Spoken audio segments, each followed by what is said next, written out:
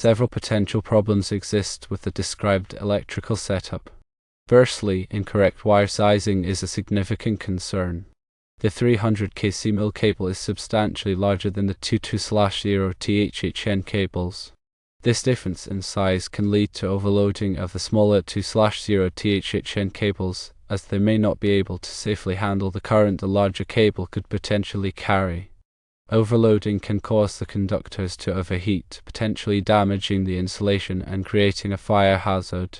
Secondly, voltage drop becomes a critical issue, particularly with the 300-foot distance between the main disconnect at the service pole and one of the panel boards. Voltage drop occurs when the voltage at the load end of a conductor is less than the voltage at the source end. Excessive voltage drop can cause equipment to operate inefficiently or not at all. Long conductor runs exacerbate this issue. The panel board without a local disconnect is especially vulnerable to voltage drop problems because any fault or overload condition must travel the entire 300-foot distance before reaching the main disconnect. Thirdly, the absence of a local disconnect device at one of the panel boards presents a safety hazard.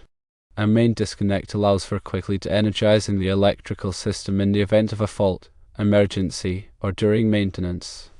Without a local disconnect, personnel would have to travel 300 feet to the service pole to shut off the power, which could delay response time in a critical situation.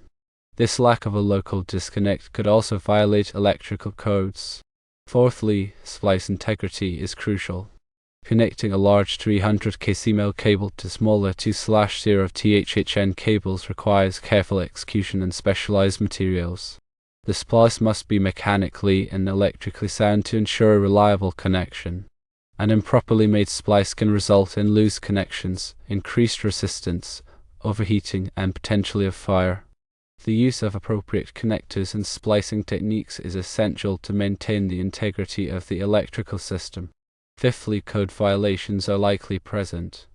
Electrical codes, such as the National Electrical Code, commonly referred to as NEC, specify requirements for wire sizing, overcurrent protection, and disconnect devices. The described configuration potentially violates several NEC articles. These violations could include improper conductor ampacity, inadequate overcurrent protection, and the absence of a required disconnect.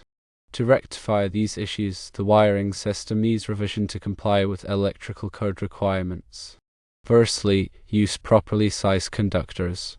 The 2/0 THHN cables may not be adequate for the loads served by the 300 kcmil cable.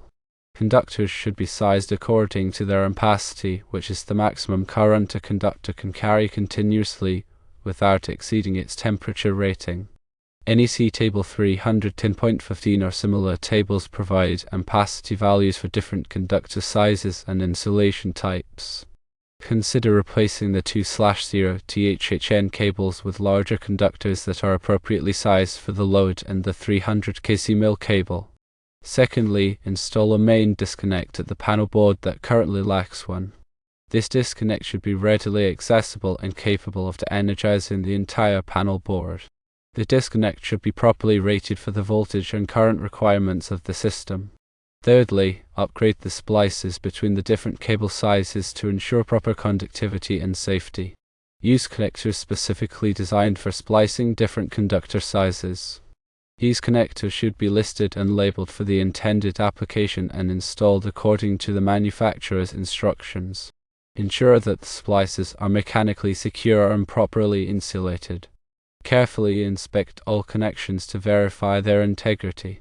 In summary, the described wiring configuration presents several potential problems, including incorrect wire sizing, voltage drop, lack of disconnect devices, splice integrity issues, and code violations. Addressing these issues requires a comprehensive review of the electrical system and revisions to ensure compliance with electrical codes and safe operating practices. Key considerations include proper conductor sizing based on ampacity, the installation of a local disconnect at the panel board without one, and the use of appropriate splicing techniques and connectors.